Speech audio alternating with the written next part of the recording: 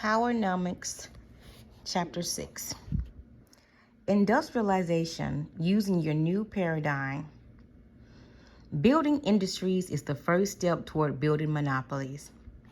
In Chapter 5, we stress the importance of Black Americans constructing traditional business communities and practicing group economics based upon their competitive advantage of being a nation within a nation. The envisioned retail business communities would be a good first step.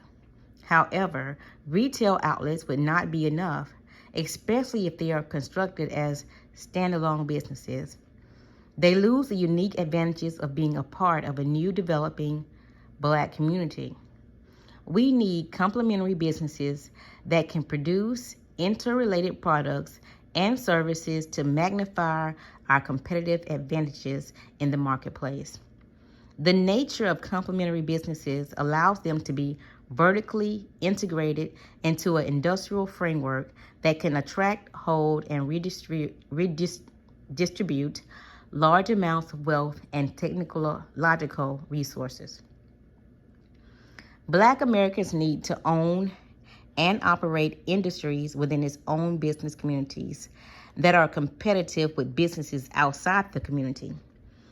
In our use of the term industry, we are referring to certain types, classed or collections of businesses and business activities that are needed to fully provide and satisfy a customer demand for a finished product. It is necessary for Black Americans to own and operate every kind of business, nor is it practical.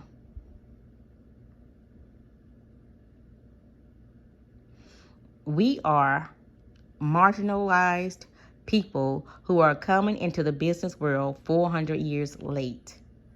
Behind the industrial power curve, Black Americans are in the Stone Age in terms of industrial development.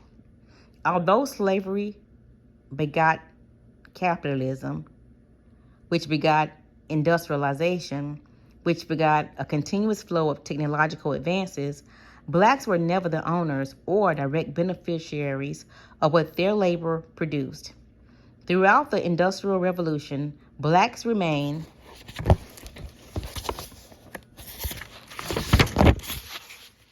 captured but loyal consumers and mere spectators, chained to the lowest rung of the industrial ladder. The closest they ever came to industrializing occurred between 1865 and 1900s. During this brief period, about 3.6% of Black Americans were engaged in some form of manufacturing. Today, other than as workers, the number of Blacks in manufacturing has shrunk to approximately 1%. Neither white nor Black leaders seem to grasp the importance of industrializing Black America. If Black people do not experience industrialization, a critical development process, there is little chance they will ever be able to compete in cyberspace or the evolving new world order. Without industries, there is no mechanism for producing Black-owned and controlled technology. White and ethnic groups were economically advantaged by industry while we were being economically disadvantaged. They have a history of being producers, operating business communities, and closing consumer markets to outsiders. But the technological revolution that is evolving offers us a chance to improve our status. We can build special industries and become producers. Our industrial goal should not be to produce everything that Black people need. Our goal should be to build industries that primarily produce products and services over which Black people can establish competitive advantages or monopolies. It is around these group-based advantages and monopolies that we can build both vertical industries and supportive business communities. Technology and the case for industrialization. There are a number of critical reasons why Black America must have its own industries. The most overarching reason is that owning industries will enable us to become a competitive, independent group. Also, our own industries will enable us to fully utilize our cultural and financial resources. No other group is going to do it for us, and we should not expect it. Black people have been rendered an obsolete labor class by public policies and technology. Industries are the primary building blocks of wealth. Only industries have the muscle to build solid economic communities and eradicate our non-competitiveness. Industry will become increasingly consequential to blacks. Wealth, power, and technological readjustments have left market gaps. If Black America does not industrialize now, we run the risk of never being able to do so. This nation is moving onto thin ice and taking Black America with it. The industrial and manufacturing sector continue to decline because this nation's corporate and political elite have mistakenly convinced themselves that computer technology and computer-based information will be the world's great wealth producers in the foreseeable future.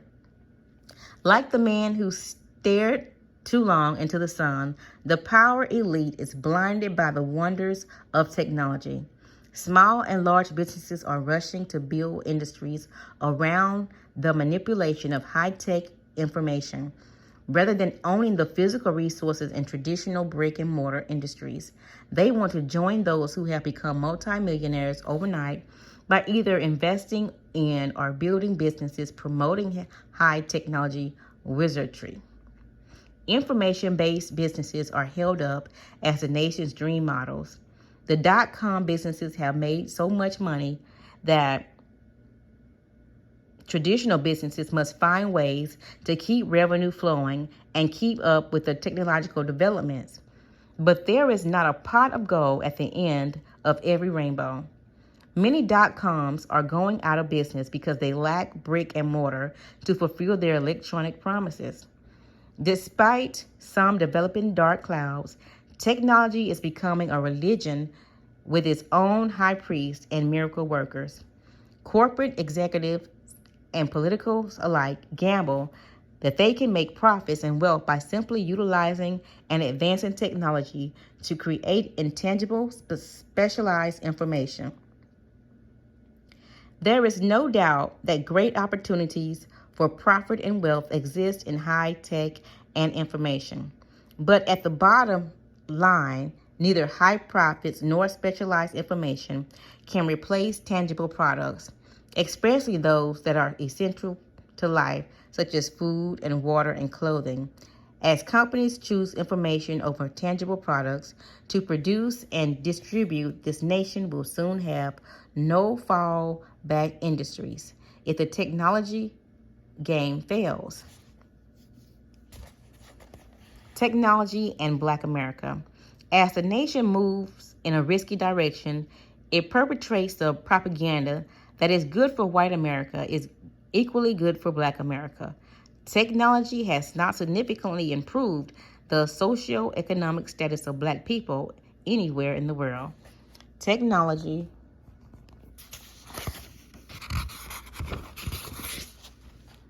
is advancing while Black people are either standing still or regressing.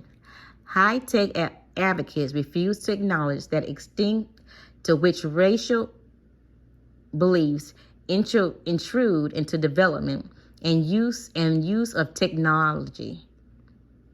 They argue that market forces will cause the right decisions to be made, yet market forces are racially biased. They respond to those with greatest economic and political powers. In the context of the globalization and cyberspace, Black America can take some protective steps to insulate itself from some of the risk that this nation is taking. Black America does not have to totally follow the majority society. Black America has options. If it acts like a nation within a nation, it can set its own direction in some matters, a direction that is in its own best interest. Black America can craft its own industry policy that includes a realistic role for the use of technology in terms of competitive advantages, Black America would be much better off competing with third and fourth world nations rather than going head to head with the major white industries in America.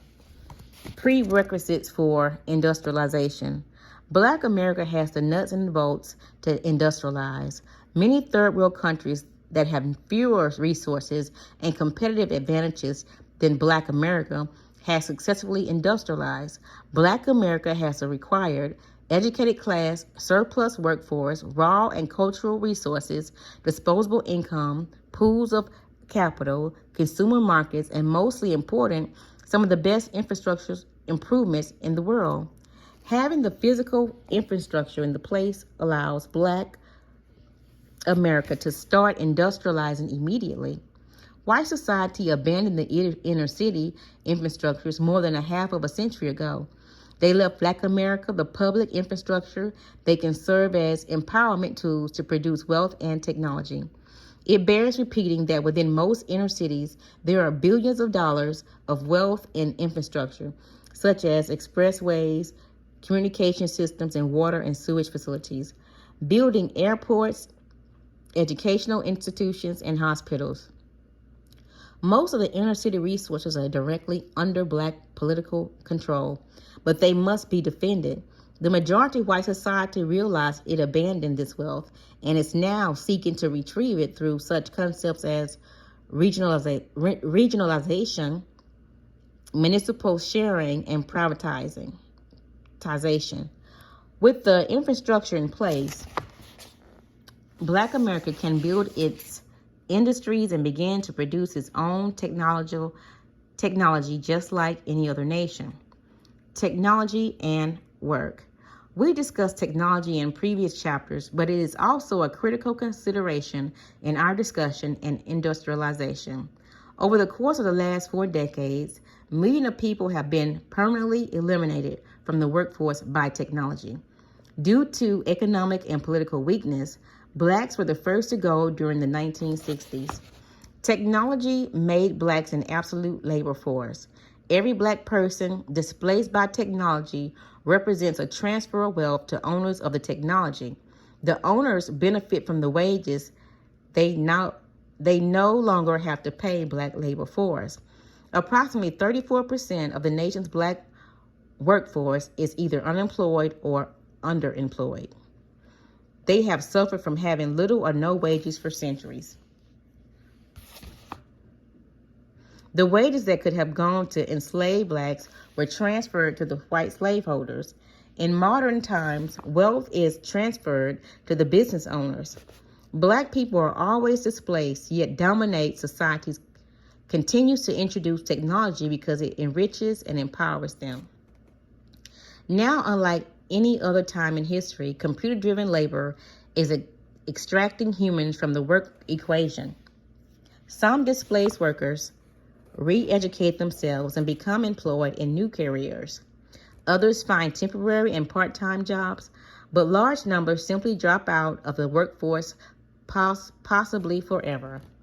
In this book, The End of Work, the noted economist Jeremy Rifkin writes about the relationship between technology and the economy. He paints a dire picture. According to Rifkin, the United States has entered a new phase in world history, one in which fewer and fewer workers will be needed to produce the goods and services used in this country.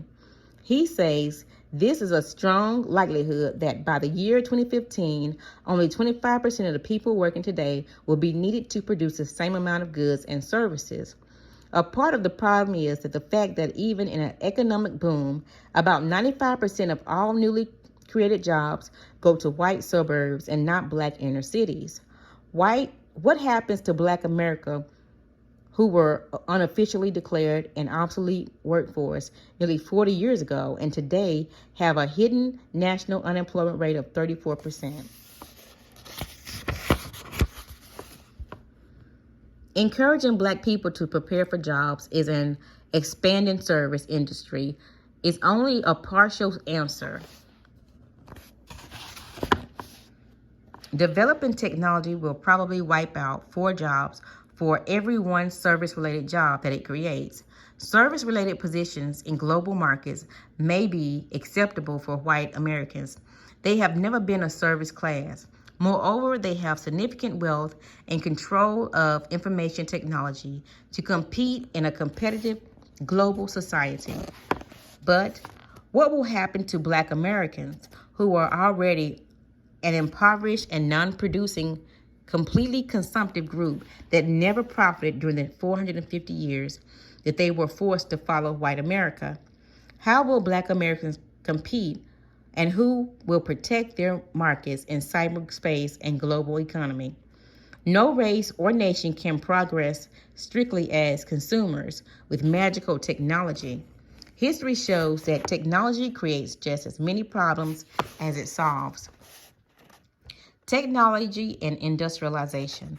Technology flows from industry, and a group cannot be strong and competitive without ownership and control of some technology. Technology has a multiplier effect on itself. Each new technological advance becomes a foundation for another innovative or advance. Technological competition is destined to intensify as we become more globally interdependent. Black Americans cannot compete in global economics without industries and technology.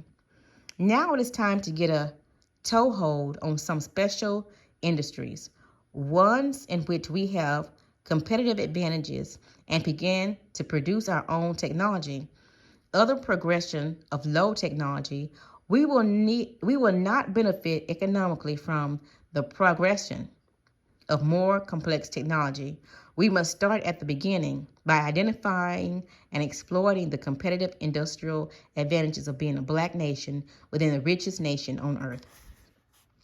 A model, Japanese industrialization.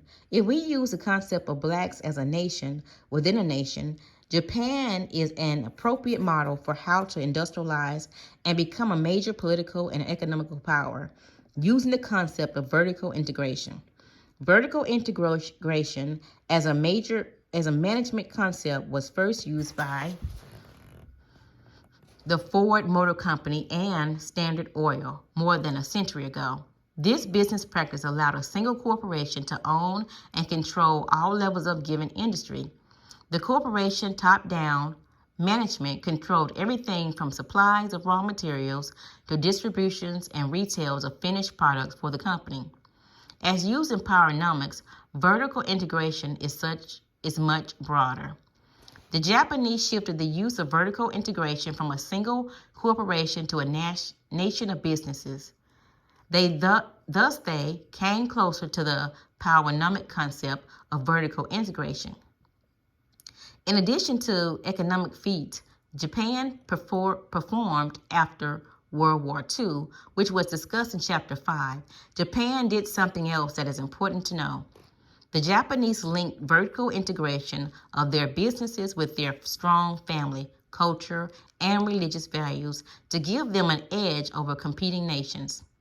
The vertically integrated socio-economic system that they created is called Karuchisu, which is closed loop, cohesive of group corporations, suppliers, and financial institutes networks around the particular vertically integrated industry.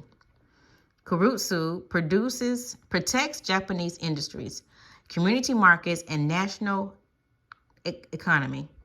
Japanese consumers and businessmen feel a strong sense of moral obligation to their Karutsu network. It is their vertical chain of obligation through which they support each other. This unity of purpose reflects an important cultural strength in Japan. The cultural value of first supporting and buying products produced by their own people.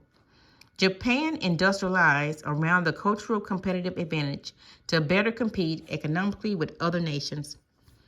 Japan's national sense of trust, togetherness, and sense of peoplehood made it possible for industries in their country to take control of the markets for the goods the industries produce. cameras, watches, toys, VCRs, televisions, radios, and small automobiles. Japan's industries grew from small, faltering businesses to a hugely successful corporation. People used to laugh at things stamped made in Japan. Began to see made in Japan as an indicator of quality. Japan and its kurutu have many features that Black America can study and adopt. Important, Japan closed economic loop that links Japanese businesses in all segments of their economy into solid economic team. This is the greatest competitive advantage. Their team commitment and spirit lifted a military defeated, impoverished, resource limited minority population to economic superpower. Status. Can a similar but expanded vertical industry policy do the same for Black America? PowerNomics principles advocate using a similar vertical linking of businesses to build group wealth and protect. The fact that kurusu has been criticized and that Japan has experienced some economic downturns since the 1990s does not diminish the power of the example for Black America. Rationale and criteria for industrializing. Any particular business sector that Black Americans select to industrialize, their communities must be based upon the strength of Black America's competitive advantages and the potential for vertically integrating the industries. The criteria that we use to determine our competitive advantages were presented in Chapter 5. Some of the competitive factors include high Black consumer demand, cultural identification, control of raw material, and potential to build vertically in whole or in part. Now let's look at some industries using these factors as criteria. General industries like computers, boating, footwear, cattle, or construction industries would not meet our needs. In a test of industries, we must determine the level of Black consumer demand. Are Blacks culturally attracted to any of these industries? Do Blacks dominate in either the population of raw material or in spending patterns? Clearly, none of these industries have high competitive advantages for Black America. They are horizontal industries and apply to everyone. In the construction industry, for instance, Blacks do not dominate the production or purchase of paint, wood, or concrete. Blacks buy homes, but so do most other people in society. If everyone is equally represented, there are no competitive advantages for Blacks, and opportunities are therefore horizontal, not vertical. Conversely, professional sports is a far different industry. This industry leads itself to vertical integration and is an approved venue for Blacks. Slavery made athletes a safe area in which Blacks could emotionally and physically vent, compete, and dominate. The advantages are linked to our culture, labor pool, disposable annual income in urban cities in which Blacks have political control. Using our out-of-the-box thinking, we can take negative historic conditions and convert them into competitive advantages, such as concentrated population and consumer spending patterns, which can help us to industrialize. For more details, see Chapter 5, Economic Action, Step 9, Promote the Competitive Advantages of Black Communities. How to industrialize Black America. The following section represents specific strategic Black America can use to build industries and discuss three strategies that incorporate PowerNomics principles useful for guiding the industrialization of Black communities. Recapture.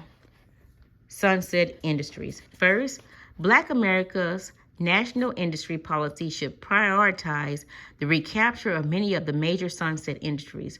For the past 4 decades, this nation has completely lost or voluntarily given to second and third world countries many bread and butter industries such as steel, textile, footwear, watches, household appliances, toys, electronics, equipment, including radio, boom boxes, televisions, VCRs, and kitchenware. As these industries left the United States, collateral damage resulted. This nation lost hundreds and thousands of supportive businesses and jobs. Government trade and industrial politics, such as the 1994 North American Free Trade Agreement, the NAFTA, rewarded corporations that abandoned America and moved to third world countries. Communities throughout the United States, especially in black neighborhoods, suffered a double loss. While the NAFTA modernizes Mexico industries and successfully resolves Mexico's social economic problems, it is creating new problems for Black America. This nation's public policies reduce the quantity of Black American businesses and jobs, while increasing the number of businesses and jobs within competing nations. Since the 1990s, the NAFTA policy has created 2.6 million jobs in Mexico and boosted Mexico to the second biggest supplier of foreign-made goods to the United States. Yet the same United States government failed to create an industry program to help Black America resolve its national 34% unemployment, 38% poverty, and phenomenal overrepresentation in the penal systems in the very same cities that American industries abandoned. This is blind indifference toward Black America. Nations such as Mexico want the industries abandoned by the U.S. because they not only resolve many social and economical problems, but industries also bring wealth, jobs, political power, and supportive businesses. Most importantly, industries enable the people to become producers. People with industries can produce power and wealth as well as products. The sunset industries that were moved to the third world countries through treaties such as NAFTA could have been retrofitted and relocated into Black communities to provide an industry base of wealth, business, and employment opportunities.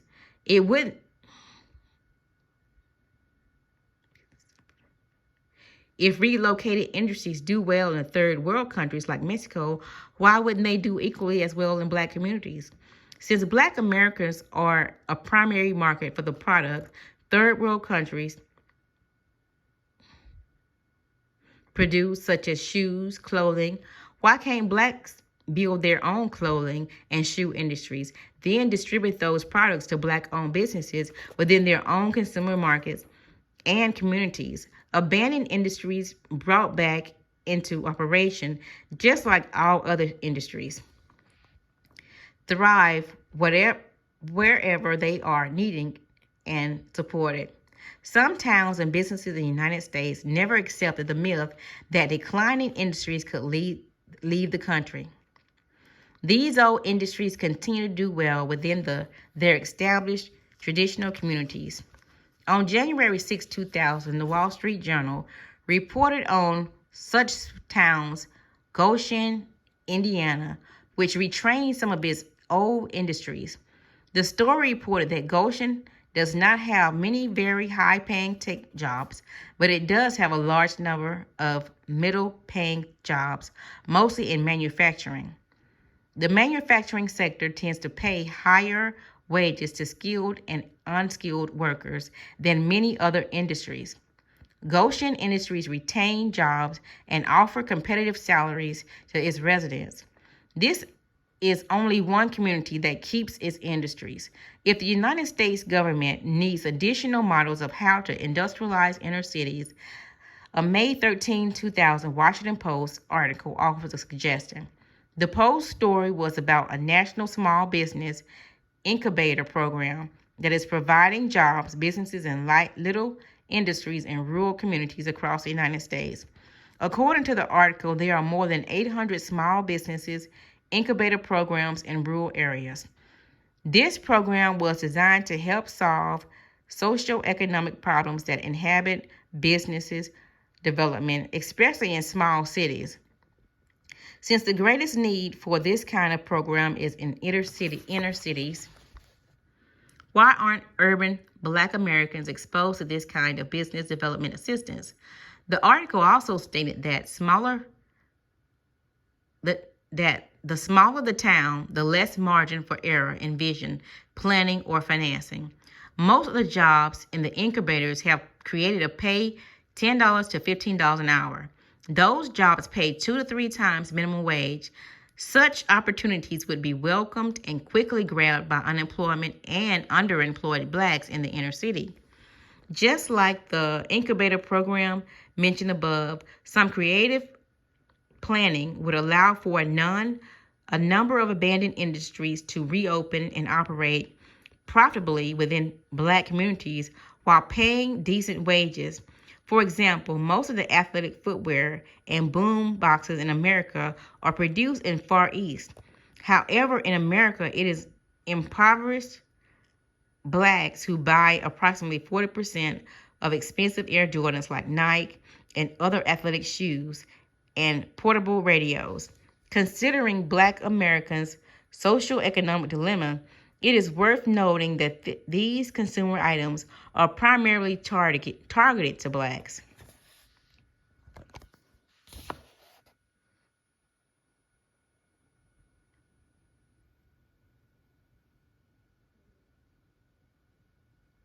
Black Americans provide jobs and business opportunities for workers halfway around the world. Thousands of Asian businessmen become multimillionaires from profits earned mostly from products sold to Black American customers. Technology is in an urban city factory combined with public incentive and employee ownership arrangements can produce an athletic shoe just as inexpensively as low-wage labor in second and third world nations. Industries abandoned by the third world. The second way to industrialize Black America is to capture industries that are now being discarded in the second wave of the third world industrialization. Many third world companies have a different industrialization problem than they have had a couple of generations ago. Nearly half a century ago, they began to acquire discarded industries from the world's more technologically advanced nations. Now their economic prosperity and progress, coupled with their higher productivity, are forcing them into the race with second and first world economics. These countries must now either upgrade to a higher order of industrial competitiveness or risk falling back with the newly developing countries. Because of their previous success, they will have to move from low-wage, low-end manufacturing to more high-end, high-paying manufacturing. The second wave of abandoned industries has already started in some Asian countries, where manufacturing corporations like Fujitsu, Motorola, and others have relocated to take advantage of low-wage labor forces. Where they have relocated, these manufacturing industries have stimulated further industrial development and growth of supportive businesses. Just like the flying geese referred to in Chapter 2, Japan plays the role of lead goose in the industrializing, followed by the wave of East Asia and Southeast Asian nations. These successful Asian nations help other Asian nations by either relocating their soon-to-be abandoned industries to those countries or by setting up complementary assembly and processing plants in the cousin countries. Japan, for instance, typically produces categories of consumer products that are passed down through a vertical chain of Asian countries and corporations. These Asian countries are an economic alliance, flying purposely toward economic competitiveness. In this second wave of abandoned industries, Black America ought to be in a position to recapture the discarded industries and produce consumer goods that Black consume disproportionately. Japan and China have already passed down the footwear, textile, clothing, and numerous household items industries to countries like the Philippines, Thailand, and Vietnam. However, armed with a new empowerment vision and tools and demands of the United States government, Black America can bring some of these industries back into the United States and compete based upon its own competitive advantages. Black Americans' leadership, especially the Congressional Black Caucus, can assist in recapturing these industries by aggressively demanding that the United States government begin to support the industrialization of Black American communities. As Black America begins building its industries, the Congressional Black Caucus should press for legalization and trade laws to protect these Black industries from unfair wage competition in foreign or third countries. These trade laws and public policy should be framed as a component of the evolving Black reparation movement. The Black Caucus and Black Americans as a group should reject anti-protection arguments. The United States protects the cotton, sugar, wheat, oil industries, as well as many others. The government uses keiretsu to protect its industry. They have special trade barriers to protect the leather industry that is owned and operated by the ETA, the Japanese socially despised and economic minority. If Japan can use trade barriers to protect the industries of its officially minority, the United States government has an ample justification to erect trade barriers and protect subsidies for industries within Black America. Should Black America be deprived of the opportunity or fail to grab these discarded industries during the second wave, they can rest assured that they will be primary consumer market for products developed by New World, around third or fourth world nations. Nearly all of the fourth world nations are Black countries. Sometimes they are referred to as third world of the third world. How to build new vertical industries. The third way that Black American can industrialize is to simply survey all existing industries to identify those in which Blacks are playing or could play a dominant role, either as a major producer of the raw material or as a major consumer of the finished product. After an industry is identified, the next step is to determine whether it is possible for Black startup industry to introduce into large industry and capture market share based upon Black skin color, culture, population distribution, market loyalties, disposable income, governmental control, or other competitive advantages. As we industrialize our communities, our intent should be to own and control a select number of industries and to control them from top to bottom as much as possible, from raw resources and manufacturing to distribution services and retail consumer markets. We want to mark each industry as Black American territory. Vertically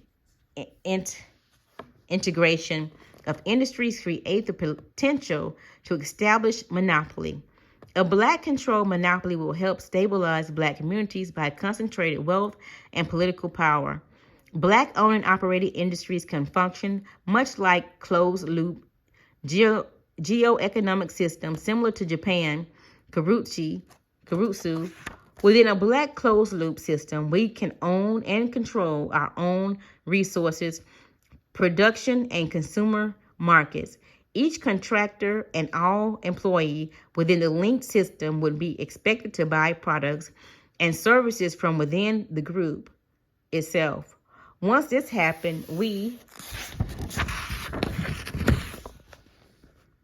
will have transformed our currently overly dependent and subsidized neighborhoods into dependent and self-sufficient communities.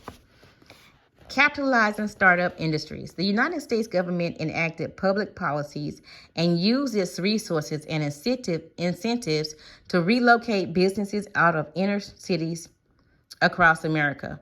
The government can now enact new public policies and use similar resources to relocate industries back into Black urban communities.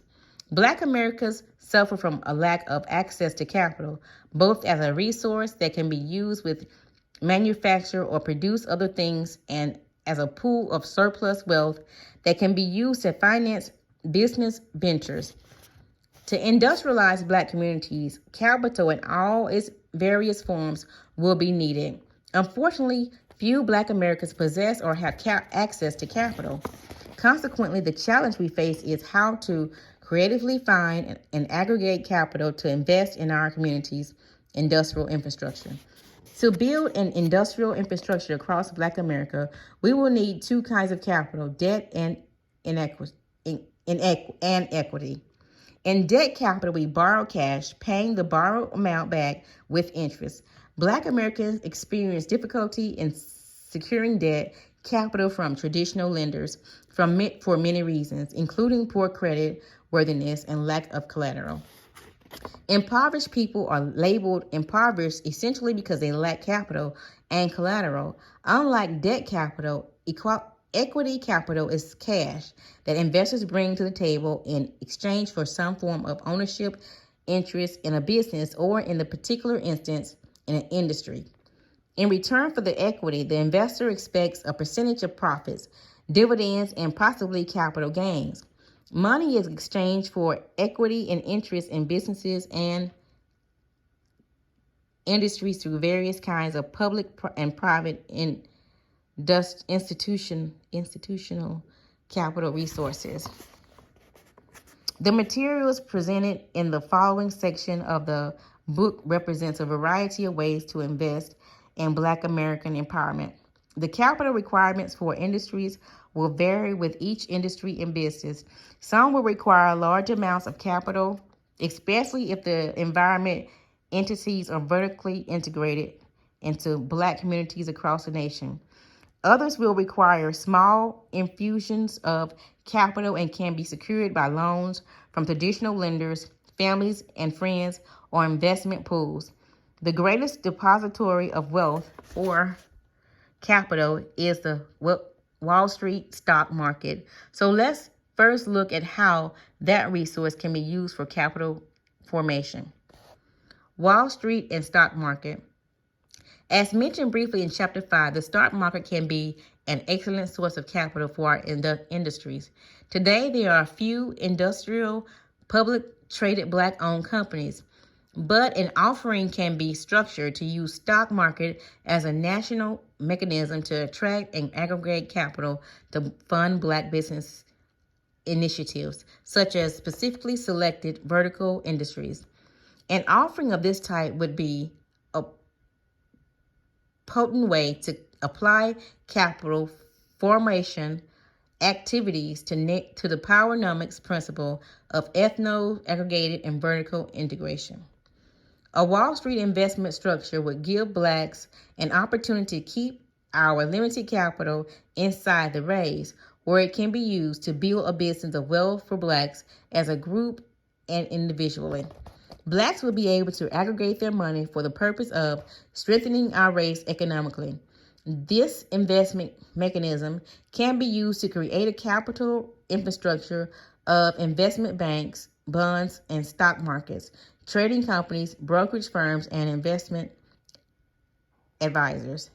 It is also offers a grand opportunity to those supportive individuals of other races that want to take part in reversing the circumstances of Black America.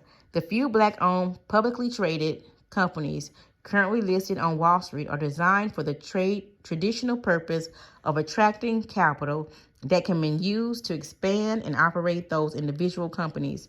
It would be a new financial concept to use Wall Street to pool Black, white, or other dollars for economic development of Black America.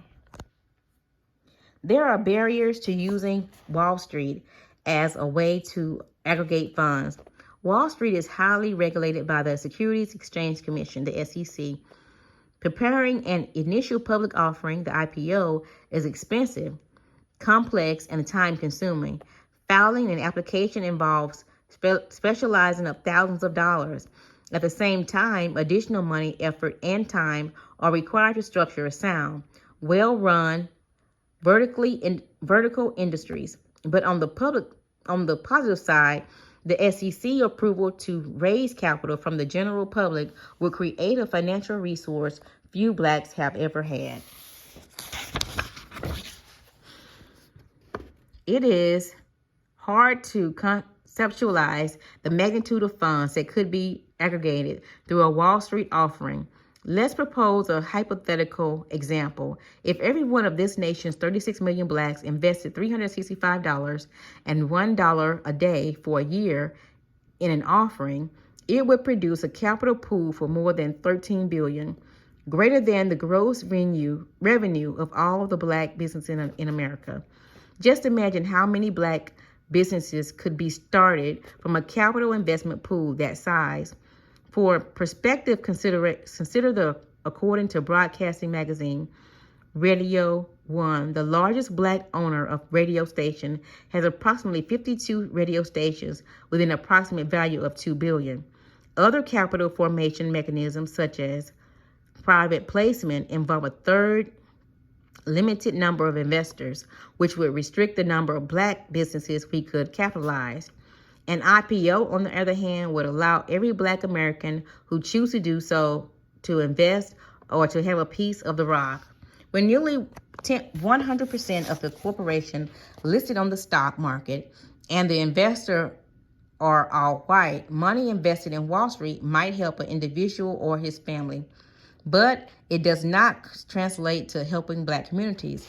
It is important, therefore, to note that indifference in the purpose and the effort of a stock offering, like the one described above, in everyday Wall Street stock offerings, the offering above would provide blacks an opportunity to join with their own people and establish a capital pool that could be used to build competitive black-owned industries within black communities.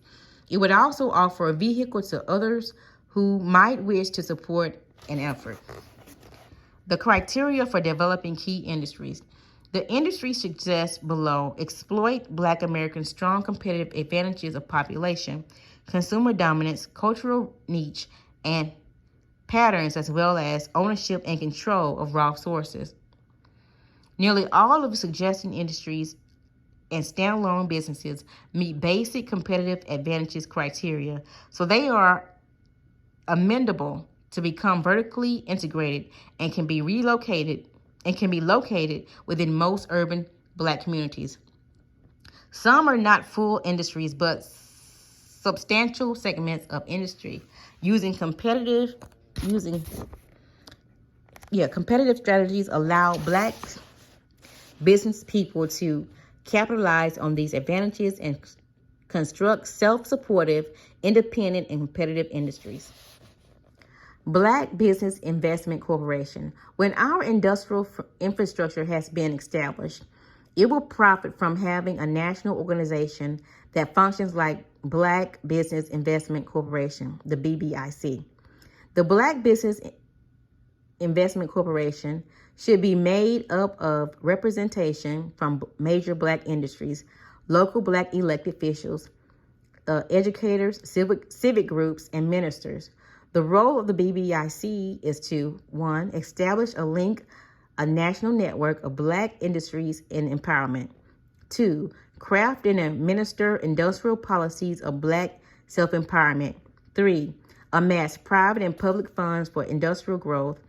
4, coordinate linkage between industry, schools, churches, and other communities-based organizations. 5, function as the chief lobbying and politically arm of black business communities and aid the industries to incubate and commercialize new technology, to stimulate sales opportunities as well as provide maximum business opportunities. Local BBICs can be established to operate as liaisons between the black industries and black churches, traditional leaders, families, investment clubs, and government agencies. Working collaterally, nationally, and local organizations can help rebuild and maintain positive economic environment within Black communities. Industrial models for Black America. Let's discuss some industries that Black American can develop within its own communities. Based upon the competitive advantage criteria presented earlier, ideally we want to own and control every level of industry through the application of vertical integration concept. Realistically, this may not always be possible. However, if we use our competitive advantages, we can at least take control of major aspects of targeted industries. In addition to ownership and control, remember that all of our industries must be constructed in or relocated into Black communities. The finished product can be made in one Black community and shipped to other Black communities through a national redistribution network. Regardless of the industry, we will need a system of Black distribution, wholesalers, and retailers.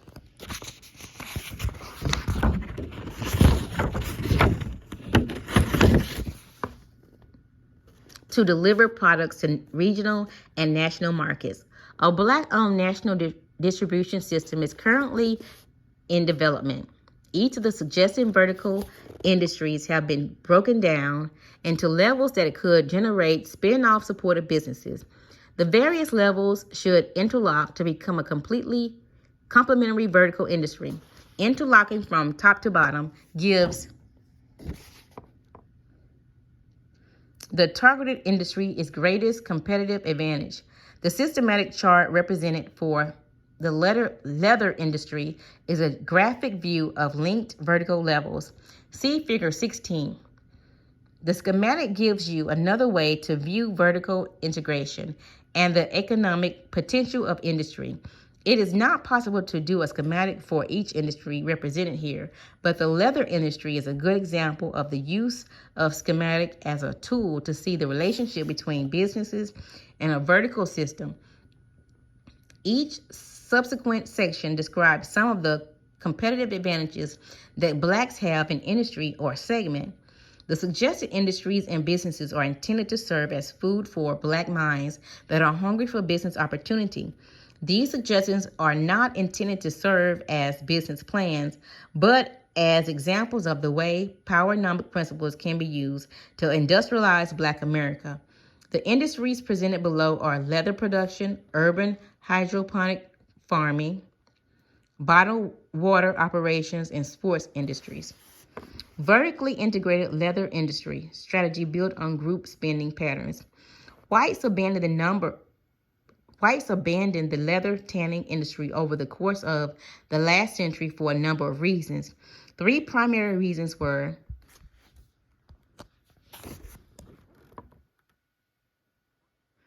tough environmental standards for tanning the process, the industrialization of synthetic leather, and competition from the third world countries. The leather industry itself has numerous competitive advantages that make it prime for Blacks to develop as PowerNomics industries. Figure 16 shows that various operating and business levels of the leather industry. The major competitive advantages that Black Americans have in the leather industry are: Blacks purchase a disproportionate share of the nation's leather goods and apparel. The leather industry lends itself to vertical integration. Black consumers are inclined to purchase based on brand loyalty. Manufacturing plants in urban inner cities could have access to ready labor pools.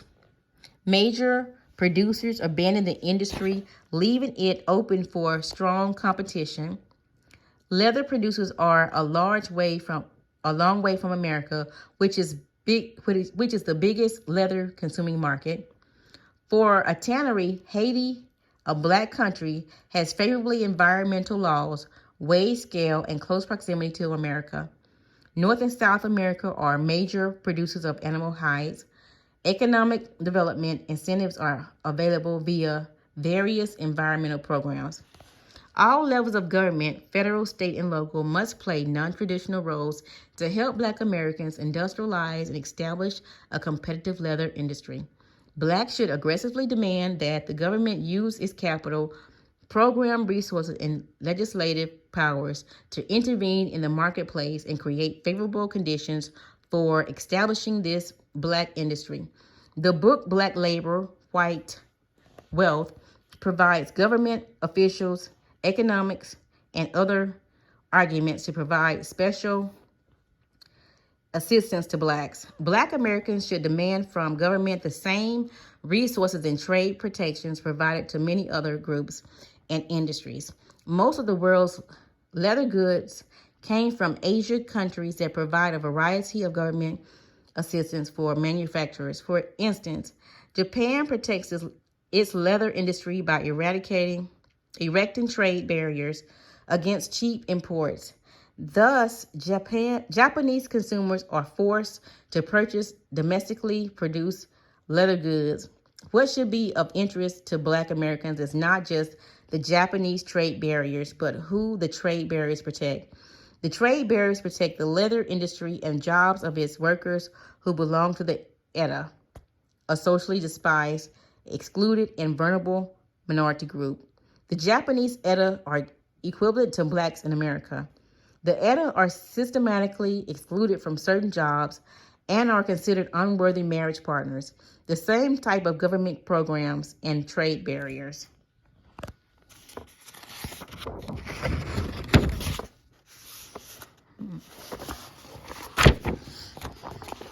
Vertically integrated leather manufacturing.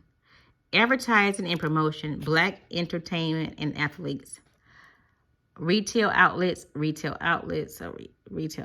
Okay. West Coast warehouse distribution of finished product. East Coast warehouse distribution. Then down to construction, securities, haulers and drivers.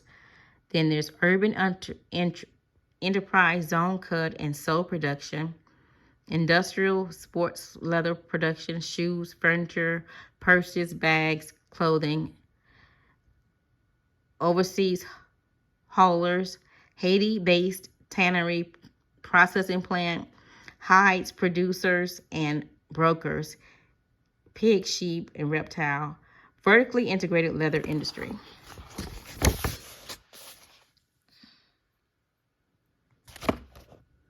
That help the leather goods products. ETA in Japan should be established for Blacks who are American, despised, and excluded people. Natural resources, water-related industries. The next two industries relate to using water because it is vitally important natural resource that is going to grow increasingly scarce. Black urban communities are the core geographic hub of cities all across America. Since nearly every concentration of Blacks is situated near large bodies of water, and because Blacks live in urban areas in which there are public water plants that are and should be under their political control, then both the competitive advantages and potential industries should be easy to see. However, as a word of warning, there is no assurance that these opportunities will exist very much longer. Using the concept of regionalization, municipal sharing, and privatization that we discussed earlier, the majority society is aggressively wresting control of these resources and competitive advantages away from urban Black communities. If Blacks do not use the resources that they control to exploit their competitive advantages, rest assured that competing groups will capture and control these resources and use them to their advantage. Urban hydroponic farming. Strategy building farm marketing within inner cities. Convert abandoned buildings into automatic hydroponic gardens. Farming cooperative farms market used on unused sites. Organize regional warehouse and wholesale distributions. Market productions through a national network of retail outlets. Hydroponic organic farming within inner city.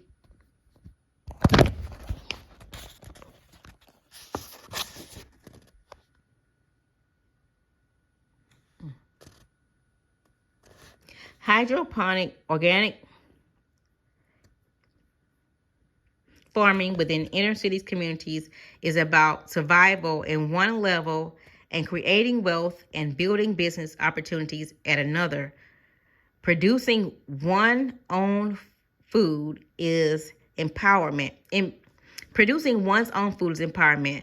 Hydroponic farming is a water-based industry that can produce high-quality foods, stuff that can make inner-city Black communities self-sufficient. It addresses the absence of high-quality, reasonably priced foods, the scarcity of chain supermarkets, and the oversupply of rip-off stores that sell low-quality foods and astronomical prices in the inner city. Hydroponic farming in inner city can capitalize on a number of competitive advantages that Black Americans has for water-based industries. Nearly every urban Black community borders on large bodies of water or has water plants. White flight, in response to the Black civil rights movement, left prime industry properties and buildings abandoned that can now be used to do hydroponic farming. These cities are located on some of America's best real estate with nearly public infrastructure.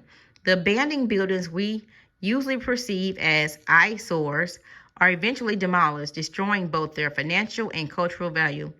But they have other uses. If we look at them through the paradigm of ethno-aggregation, hydroponic farms could be built in large abandoned factories, warehouses, and schools buildings after they are gutted and cleaned.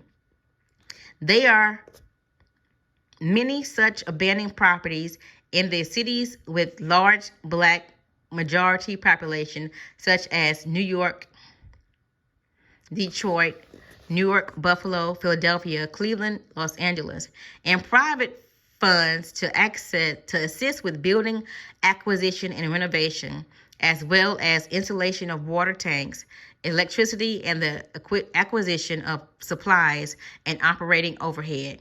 Black-owned hydroponic farming could bring to the inner city a growing trend toward organic and natural food. Blacks can raise fresh, organic food to meet some of the basic needs of our own communities, while surplus foods can be packaged and distributed to surrounding communities. Hydroponic and organic produce sell for 3 times the cost of industrial farm-grown products. Unlike hydroponic farms, industrial farms products are often questionably quality and health value. These products are usually picked unripe and chemically treated, then shipped long distance to markets. There is also the issue that nearly 75% of all Black Americans live in or around 15 large urban areas where grocery stores have less than a 2-week food supply, which could be shut off accidentally or intentionally. Following the Civil War, 55% of Americans' farmers were Black. Today, the number is less than 1%. Consequently, Black America is nearly totally dependent upon non-Blacks for quantity and quality of our daily bread.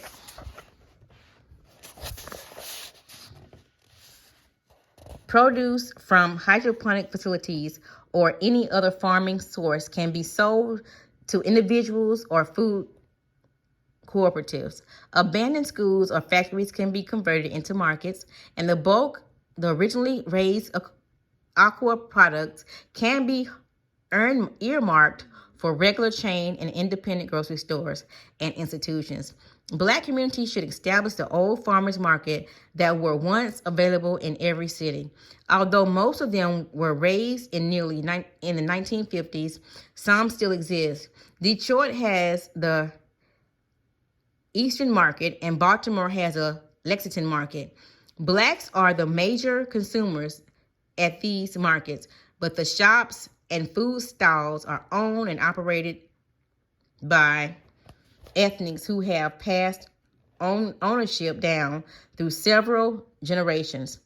As a majority consumer and on new missions, Blacks have the capacity of changing the game. They can either buy the owners out and open their own vegetable farmers market around the hydroponic industry. The produce can also be distributed in open-air markets set up on school playgrounds, parks, and other community locations. At the bottom line, the hydroponic gardening facilities would provide fresh, healthy, competitive priced food, as well as businesses and employment opportunities within urban cities. Basic needs for this industry would be land, large abandoned buildings, water, electricity equipment, and water tables, knowledge of hydroponic, and access to millions of interested Black customers. Vertically integrated bottled water industry. Strategy: build businesses around dwindling necessary resources. Select majority urban cities with water plants and reservoirs.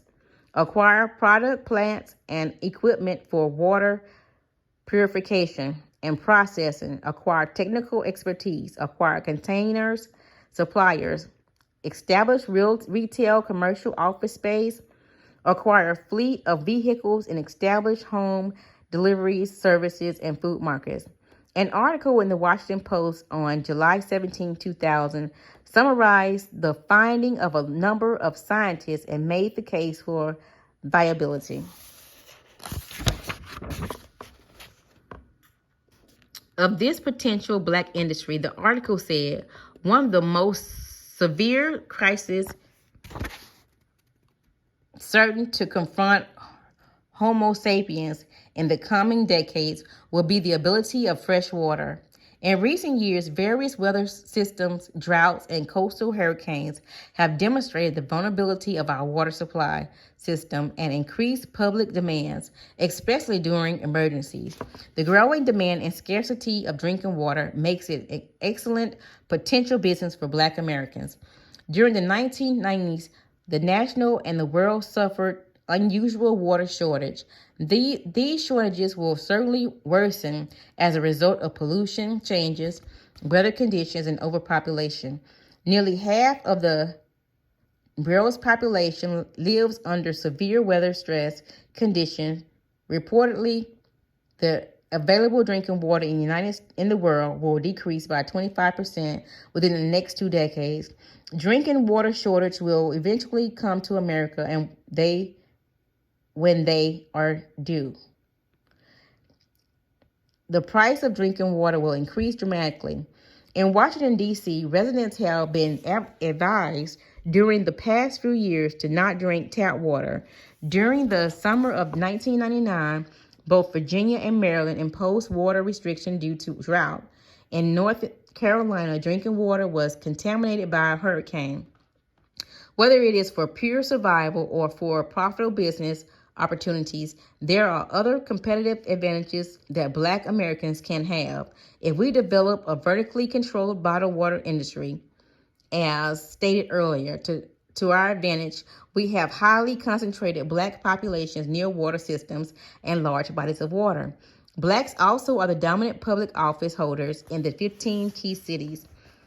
The industry has low capital and equipment requirements and few regulatory requirements. Finally, Black consumers could control this market with quality and brand loyalty.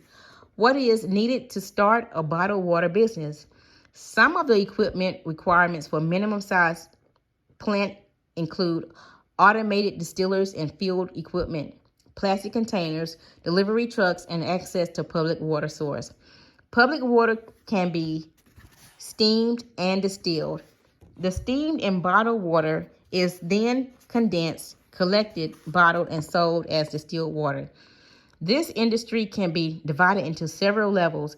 Distilled water can be marketed to grocery stores, commercial offices, airlines, and home delivery companies. In the United States, a record 2.7 billion gallons of water bottled were consumed in 1995. Everyone from street peddlers to airlines and hotels now sell or serve bottled water. In many restaurants, water is served to customers only upon request, and many patrons ask for bottled water only. All levels of the bottled water business can be owned separately or vertically integrated industry. Vertically integrated sports industry. build on racial and cultural niches. As stated earlier, though, blacks have long dominated certain sports. We have yet to establish and dominate the ownership of sports-related businesses because sports have always been a valuable way for black people to gain financial success. It is an ideal base upon which to build a vertically integrated order of black businesses. This industry allows blacks to combine two PowerNomics principles. First, dominate in business, whether we dominate in our consumer population or where we control the raw material. Second, create an alternative economy within black communities. Regarding controlling the raw materials in sports, be mindful, though, that blacks make up approximately 80% of the basketball players, 75% of the boxers, 50% of the football players, and 48% of the baseball players. The really big money does go to the ones playing with the ball. The really big money does not go to the ones running or playing with the ball. The big money goes to those who own the industry raw material, the owners of the team, the stadium, the professional services. Those who manufacture the balls, uniforms, equipment also do well financially. Over a half a century ago, black fans were proud of the accomplishments of Jesse Owens and Joe Lewis and Jackie Robinson. How do the successes of these athletes translate into financial opportunities for black people? The success of Tiger Woods will influence thousands of blacks to play golf. Why not own golf courses and manufacture golf clubs and other related equipment businesses? The Williams sisters' successes are inspired many blacks to play tennis, but why not own or control tennis-related businesses? The same could be said for basketball success like Michael Jordan. The very same companies that manufacture the basketballs, tennis balls, and golf balls and own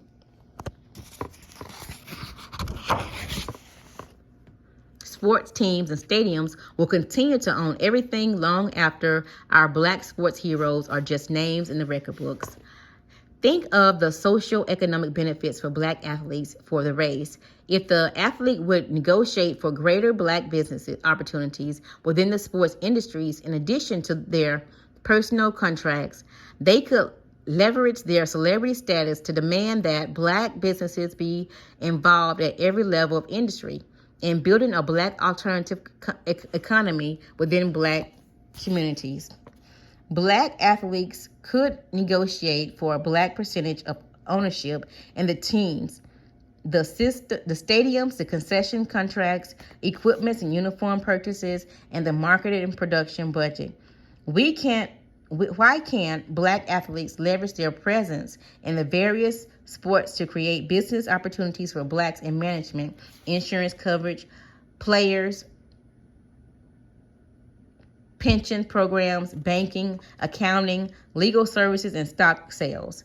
The professional sports industries could be virtually integrated just as it once was before integration. This would be a new behavior for black sports figures and would have a great chance of success if they decide to act as a group to champion black involvement in businesses at every level of the sports industry. Additional industries. Below are additional industries which black Americans can have competitive advantages based upon PowerNomics principles. Again, as the industry suggested above, only highlights can be offered in this book. They are presented here in abbreviated form as food for thought. Telecommunication and mass media. Strategy use black experts to use black experts to establish a national daily newspaper, a television and a radio network, and a film distribution. In order to achieve the PowerNomics vision of black America that is self-sufficient and competitive, we must have a national means to communicate, inform, and disseminate images of ourselves. Mass media and all other areas of telecommunications could be a base for vertically integrated industries. We call on the few black telecommunication owners and greater number of professionals in the field to adopt PowerNomics visions and apply their skills to develop these industries. We also call on them to take lead in guiding other Blacks to identify and develop more specific action steps. Blacks from this highly skilled group should be encouraged and supported to become entrepreneurs and special advocates who guide the government to develop policies that increase Black ownership. Current owners and employees in telecommunications and media have the knowledge and the understanding to help government and corporations correct the historical inequities that are now built into ownership. The action step below should provide beginning points into Black interest in building industries in telecommunications. In the area of government, Blacks can focus efforts to change the flawed foundation policies that equate Blacks to other minorities. We have made the case for correction treatment for Blacks. Public policy should spell out the case for other groups generally, including the minority category. The justification is not the same as the case for Blacks. We should seek government breakup of the racial monopolies that are established and protected by government and function under the government operation authorities such as broadcasting, television, telephone services. The entities that result from breakups should be redistributed to correct the historical exclusion of Blacks from ownership. Blacks should seek to own local telephone services that serve predominantly Black neighborhoods and cities. This step would take creative arrangements with current local service providers, favorable regulatory policies, or the purchase of local exchange. Blacks can establish a massive Black national news and talk show network that offers Blacks programming, information, and a means of communicating. It would also provide a means to build images that we choose and spread information for and about us. Black weekly newspapers can contribute to produce a national daily Black newspaper in addition to expanding the information base for Black America. This shift can offer operational options to many of the weeklies that are struggling. In the area of print media, we can also develop a national book contribution system and a chain of bookstores. This could consolidate publishing industries, entities, and provide economics of scale as an option for the numerous Black-owned bookstores that are not profitable, but are important institutions in their neighborhoods. The music and entertainment industry strategy: build business around racial and cultural niches. Vertical businesses can be built wherever a group has access to raw resources that are in the staples of the industry. In vertical integration, whoever controls the raw resources and markets will reap the profits. They can leverage their position to control middlemen and other support businesses such as distributors, promoters, and marketers and manufacturers of tangible properties. Music entertainment represents another industry that leads itself to vertical integration. The music created by people of African descent is the foundation of this national popular music, as well as the music of Latin America and the Caribbean island. Black music in various forms is $100 billion industry, of which Black people themselves receive less than 1%. The mere fact that the raw music products have always radiated out of Black culture, Black churches, Black communities, and Black people themselves make vertically integrated music industry an option.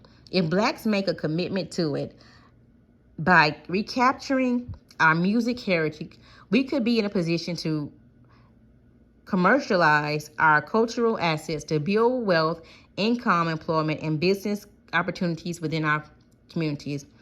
We could re-identify with the primary sources of musical inspiration, the Black church. In Black churches, aspiring Black singers and musicians are given a venue for their musical gifts. Again, the church and communities could become breeding grounds for Black musical talent.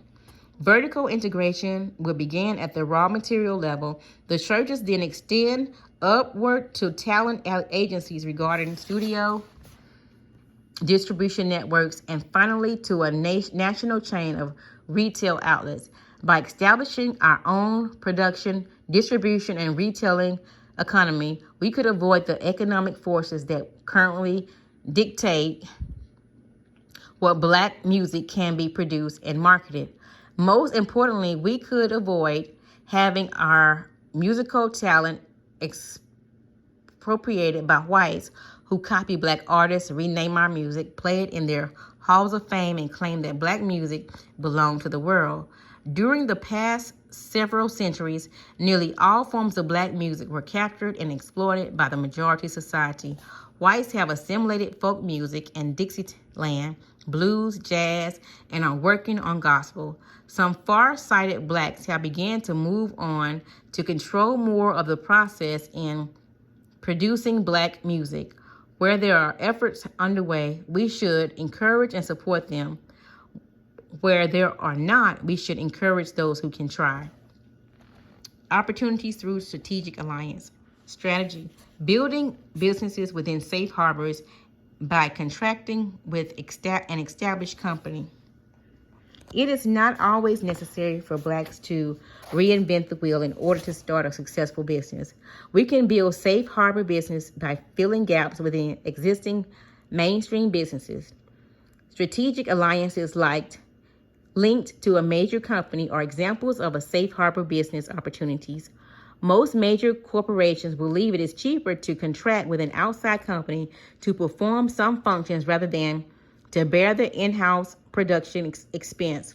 For example, some major manufacturers find it cheaper to supply their customer with components and parts rather than a totally assembled piece of merchandise. Putting those parts into a kit is an example of a process that a small business might contract out or enter into a strategic alliance with a smaller business to perform. This form of assembly is called kitting. Large corporations like Ford Motor Company, IBM, and Lucent Technologies award contracts to firms that do nothing but kit various kinds of merchandise. A kitting company would need logistic software, large open assembly space and tables, and a labor force. Other good business opportunities exist simply because in every industry there are production and product gaps. For instance, a textile company would rather buy buttons than to produce them in-house. A person could operate a business producing and marketing buttons if he or she could get enough textile manufacturers to produce the buttons. No business, regardless of size, can cover every single aspect of the business. So the company elects to leave the production gap in place and subcontract with a small firm to produce the services or the product to fill the gap. In both strategic alliances and contract opportunities, vertical integration occurs within a plant itself and then links to support services and supplies. Blacks should seek strategic alliances and contract opportunities with companies that produce products of which Blacks are disproportionate consumers, such as long-distance telephone service, sports and recreational equipment, apparel, new and used cars, trucks, and food. Every company that receives a sizable portion of its profit from Black customers should be expected to enter into contracts or strategic alliance with Black-owned companies located in Black communities. Conclusion: you have now finished to how to Industrialize chapter. In this chapter, we learned the important role that industrialization played in wealth building and how laws and public policies prohibited Black people from participating in or benefiting from various industrial revolutions. In order to catch up and compete in the developing economies, we must make industrializing Black communities a group priority. We need industries to develop and give us our own technological base. We discuss a number of ways in which Black Americans can industrialize based on competitive advantages.